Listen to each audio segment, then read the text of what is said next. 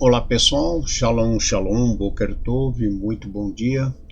Eu sou Morei Malachi Ben Israel, líder de nossa sinagoga Anusim Brasil, aqui na cidade de Criciúma, Santa Catarina. Estamos aqui na manhã desse que é o sexto dia da semana. Hoje estamos no dia 10 do mês de julho do ano de 2026. Estamos no dia 25 do mês de Tammuz, do ano de 5786. Hoje, sexto dia, dia de nossos preparativos, dia de prepararmos a nossa casa para recebermos mais um Shabat. A semana, como sempre temos falado, né? A semana está passando muito rápido, né? Cada dia está passando tão rápido. Então, parece que foi ontem que nós terminamos o Shabat e já estamos voltando novamente para recebermos mais um Shabat. Então, eu quero desde já convidá-los a todos a estarem conosco no nosso serviço de Kabbalat de Shabat às 19 horas pelo nosso canal Anusim Brasil Criciúma. E a você que hoje, né, dia 10 do mês de julho, está completando mais um ano de vida, nossos votos de parabéns, de felicidade, Mazal Tov e que Hashem lhe abençoe grandemente. Muita saúde, muitas felicidades. A leitura de hoje, encerrando então o livro de Bamidbar, a leitura começa no capítulo 35, do verso 9 até o capítulo 36, Passuque 13, encerrando assim o nosso terceiro livro, ou melhor, quarto livro, que é o livro de Bamidbar no Números. Então sejam todos bem-vindos à casa dos Bnei Anusim e que Hashem os abençoe grandemente. Vamos então à leitura.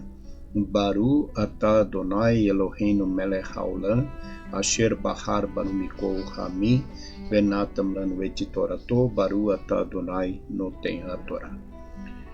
E o Eterno disse a Moshe: fala aos filhos de Israel, quando passardes o Jordão rumo à terra de Canaã, preparareis cidades de refúgio para o homicida involuntário.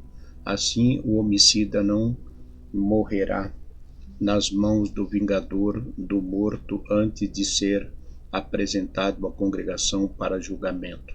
Serão 3 cidades em cada margem do rio Jordão, e servirão tanto para os filhos de Israel quanto para o peregrino, e para os que habitarem entre eles. E se alguém ferir voluntariamente um outro com instrumento de ferro e este morrer, será considerado homicida e deverá ser morto. O mesmo ocorrerá se feriu com uma pedra que cabe na mão ou com um instrumento de madeira. O vingador do morto matará o homicida quando o encontrar. E se com ódio alguém empurrar um outro ou jogar alguma coisa sobre ele de emboscada, e este morrer, será considerado homicida, podendo ser morto pelo vingador se for por ele encontrado. E se empurrou alguém por acaso sem inimizade, ou jogou algo sem emboscada, ou sem reparar em sua presença, e a vítima morrer, a congregação decidirá quem tem razão, ele ou o vingador do morto, e salvará o homicida involuntário, fazendo-o voltar à cidade de refúgio e lá permanecer até a morte do sumo sacerdote. E se o homicida involuntário sair dos limites da cidade de refúgio for encontrado pelo vingador do morto, este poderá matá-lo sem culpa. O homicida só poderá sair da cidade de refúgio após a morte do sumo sacerdote. Serão essas as leis utilizadas no julgamento de homicidas por todas as gerações. Todo aquele que matar propositadamente, havendo testemunha, será morto. mas só uma testemunha não será suficiente para depor contra alguém para que morra. Não aceitareis resgate pela vida do homicida culpado, ele deverá morrer. E não aceitareis resgate por aquele que saiu da cidade do refúgio antes da morte do sumo sacerdote. Não fareis com que se torne culpada a terra em que estáis, pois o sangue faz condenar a terra, e a terra não terá expiação pelo sangue derramado, senão com o sangue daquele que o derramou. Não contaminareis a terra em que estáis, porque eu nela habito, pois eu, o Eterno, habito entre os filhos de Israel.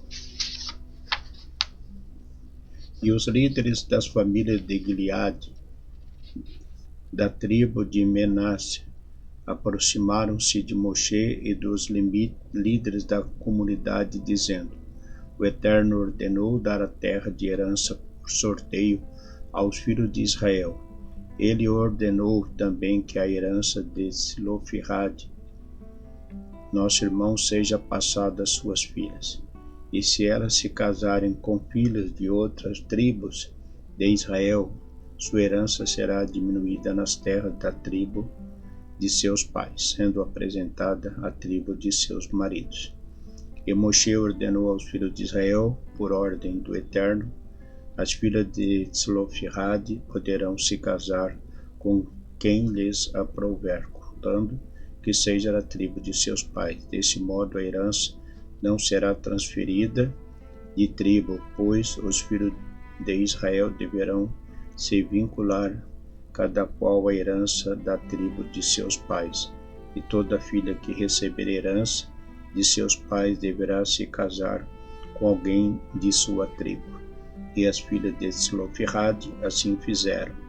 Esses são os mandamentos e juízos que o Eterno ordenou aos filhos de Israel, através de Moshe, nas planícies de Moabe, às margens do Jordão, a Jericó.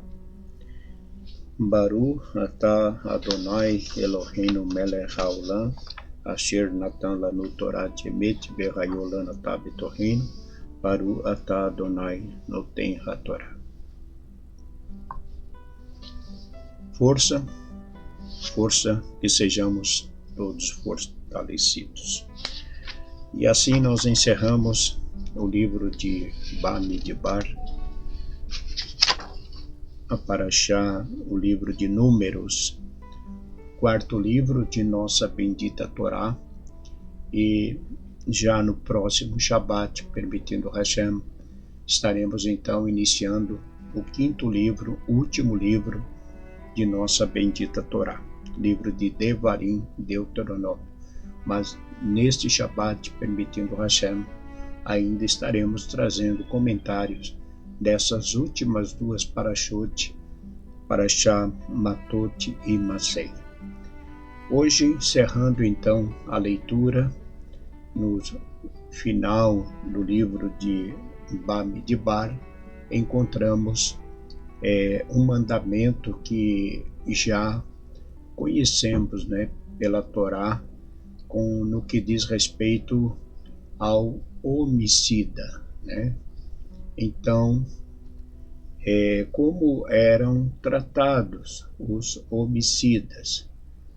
E a Torá realmente nos mostra que na época do templo, na época em que existia o Beit HaMikdash, a lei ela tinha um peso maior para aqueles que cometiam um homicídio, um assassinato, Então, um assassino, ele era morto, uma vez que provado que ele realmente cometeu o crime,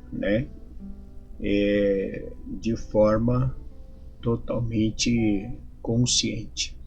Então, uma vez que foi um crime premeditado. Então, na época do Beit HaMikdash, todo aquele que cometesse um crime, premeditado, ele então pagava também com a sua própria vida. Mas para isso teria que ter realmente as testemunhas que realmente confirmassem, né, que ele realmente causou a morte dessa pessoa. Então, eles não eram inimigos. No caso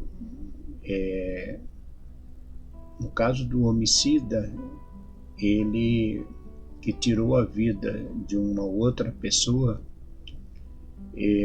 quando foi, digamos, era um crime premeditado, que ele planejou, então ele era morto. O assassino, quem matou, era morto mediante as testemunhas.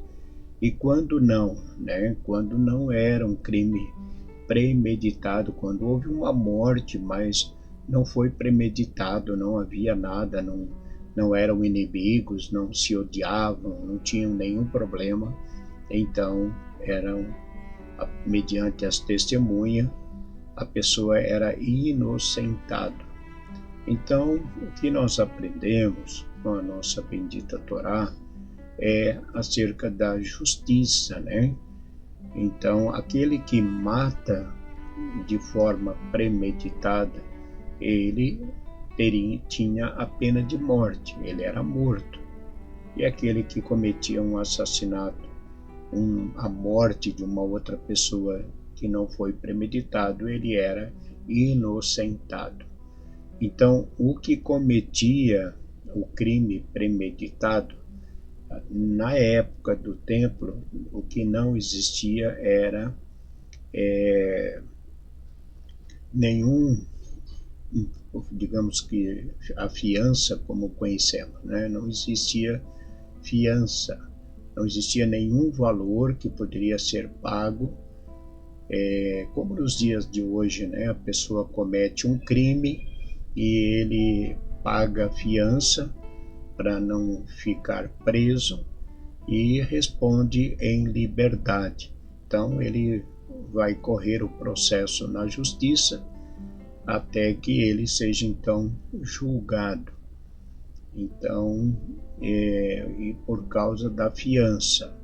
Na época do templo não existia fiança. A Torá fala, conforme lemos aqui, não havia fiança, nem para aquele que matava, que cometia um crime premeditado, não tinha fiança, ele era morto, e para aquele que era inocentado, ele também tinha que permanecer numa das cidades de refúgio, não podia sair para fora até que houvesse a morte do sumo sacerdote.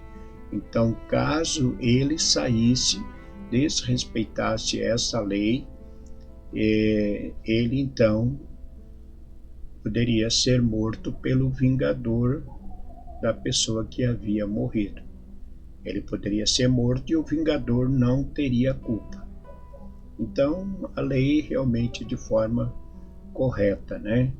Infelizmente, hoje, o que nós vimos são números de assassinatos, crianças, jovens, mulheres, homens, né? Que morrem de forma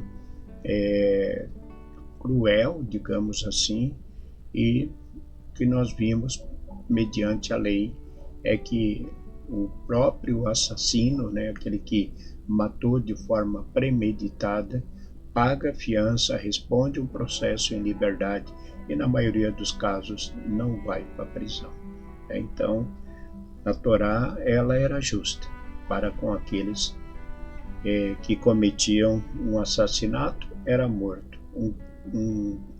Um crime que não foi premeditado era inocentado. Tá bem? Ficamos então por aqui, vamos seguir aí com a leitura no nosso serviço de Shabat, no Shaharit na manhã, e hoje então, após o pôr do sol, já no Shabat, 19 horas, nosso serviço de Kabbalat Shabbat. Eu convido a todos a estarem conosco, participem conosco. Você pode também compartilhar o nosso link, ao entrar ali na transmissão, deixar o seu like, porque, como falamos, tudo isso contribui para o crescimento da nossa comunidade mediante as plataformas ao qual nós transmitimos, que é pelo YouTube, ok? Um grande abraço a todos, fique com Deus e desde já um Shabbat Shalom e Shalom Shalom.